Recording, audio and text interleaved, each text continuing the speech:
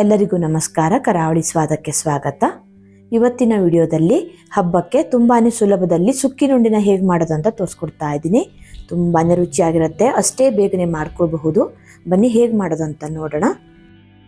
ಮೊದಲಿಗೆ ಹೆಸರು ಕಾಳನ್ನು ಬೇಯಿಸ್ಕೊಳ್ಳಿಕ್ಕೆ ಒಂದು ಕುಕ್ಕರ್ ತಗೊಂಡು 1 ಕಪ್ ಆಗುವಷ್ಟು ಹೆಸರು ಕಾಳನ್ನು ಹಾಕೊಳ್ತಾ ಇದ್ದೀನಿ. ಸ್ವಲ್ಪ ನೀರು ಹಾಕಿ 2 ಸಲ ಹೆಸರು ಕಾಳನ್ನು ಚೆನ್ನಾಗಿ ತೊಳ್ಕೊಳ್ಬೇಕು. ನಂತರ ಹೆಸರು ಕಾಳು ಬೇಯಲಿಕ್ಕೆ 2 ಕಪ್ ಆಗುವಷ್ಟು ನೀರು ಹಾಕೊಳ್ತಾ ಇದ್ದೀನಿ. 1 ಕಪ್ ಹೆಸರು ಕಾಳಿಗೆ 2 ಕಪ್ ಆಗುವಷ್ಟು ನೀರು ಹಾಕಿ ಕುಕ್ಕರ್ ಮುಚ್ಚಳನ ಮುಚ್ಚಿ 6 ರಿಂದ 7 ವಿಸಿಲ್ ಆಗೋ ತನಕ ಬೇಯಿಸ್ಕೊಳ್ಬೇಕು. ಕುಕ್ಕರ್ ವಿಸಿಲಾಗಿ ಪ್ರೆಷರ್ ಎಲ್ಲ ಹೋದ್ಮೇಲೆ ಓಪನ್ ಮಾಡ್ತಾ ಇದ್ದೀನಿ. ನೋಡಿ, ಈ ರೀತಿ ಹೆಸರು ಕಾಳು ಸ್ವಲ್ಪ ಮೆತ್ತಗಾಗಬೇಕು, ಗಟ್ಟಿರಬಾರ್ದು. ಈ ರೀತಿ ಸಾಫ್ಟ್ ಆಗಿ ಹೆಸರು ಕಾಳನ್ನು ಬೇಯಿಸ್ಕೊಂಡು ಇದನ್ನು ಇವಾಗ ಪಕ್ಕಕ್ಕೆ ಎತ್ತಿಟ್ಕೊಳ್ತಾ ಇದ್ದೀನಿ. ನಂತರ ಬೆಲ್ಲ ಕರಗಿಸ್ಕೊಳ್ಳಿಕ್ಕೆ ಸ್ಟವ್ ಮೇಲೆ ಒಂದು ಪಾತ್ರೆ ಇಟ್ಟು 1 ಕಪ್ ಆಗುವಷ್ಟು ಬೆಲ್ಲ ಹಾಕ್ಕೊಳ್ತಾ ಇದ್ದೀನಿ.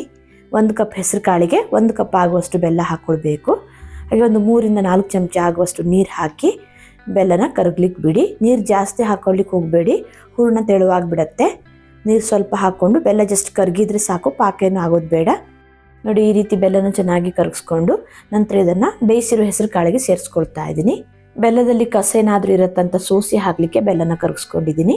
ಬೆಲ್ಲ ಚೆನ್ನಾಗಿದ್ರೆ ಡೈರೆಕ್ಟಾಗಿ ಹಾಗೇನೂ ಕೂಡ ಹಾಕ್ಕೊಳ್ಬಹುದು.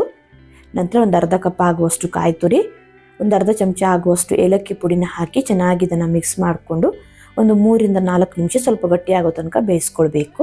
ಹೆಸರು ಕಾಳು ಬೆಲ್ಲನೆಲ್ಲ ಹೀರ್ಕೊಂಡು ಬೆಲ್ಲದಲ್ಲಿ ಸ್ವಲ್ಪ ಹೊತ್ತು ಬೆಂದು ನೋಡಿ, ಈ ರೀತಿ ಸ್ವಲ್ಪ ಗಟ್ಟಿ ಆದಮೇಲೆ ಸ್ಟವ್ನ ಆಫ್ ಮಾಡ್ಕೊಳ್ತಾ ಇದ್ದೀನಿ. ಚೆನ್ನಾಗಿ ತಣದ ಮೇಲೆ ಇನ್ನೂ ಇದು ಗಟ್ಟಿ ಆಗುತ್ತೆ. ಹೂರ್ಣ ತಣಿಯುವಷ್ಟರಲ್ಲಿ ಹಿಟ್ಟನ್ನು ರೆಡಿ ಮಾಡ್ಕೊಳ್ಳೋಣ.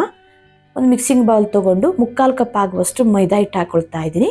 ಹಾಗೆ 1/4 ಕಪ್ ಆಗುವಷ್ಟು ಅಕ್ಕಿ ಹಿಟ್ಟು, 1/2 ಚಮಚ ಉಪ್ಪು, 1/4 ಚಮಚ ಆಗುವಷ್ಟು ಅರಿಶಿಣದ ಪುಡಿನ ಹಾಕಿ ಸ್ವಲ್ಪ ನೀರು ಹಾಕಿ ಹಿಟ್ಟನ್ನು ಚೆನ್ನಾಗಿ ಕಲಿಸ್ಕೊಳ್ಬೇಕು.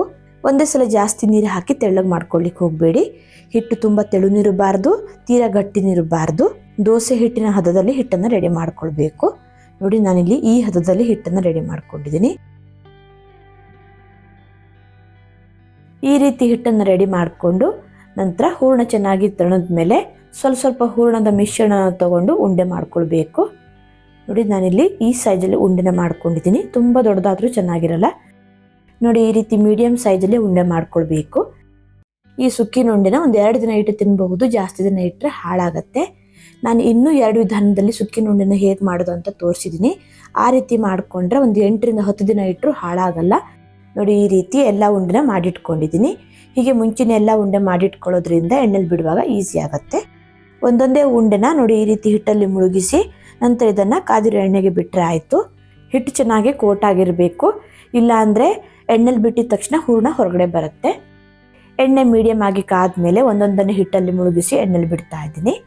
ಗ್ಯಾಸ್ನ ಮೀಡಿಯಮ್ ಟು ಹೈ ಫ್ಲೇಮಲ್ಲಿ ಇಟ್ಕೊಂಡು ಫ್ರೈ ಮಾಡ್ಕೊಳ್ಬೇಕು.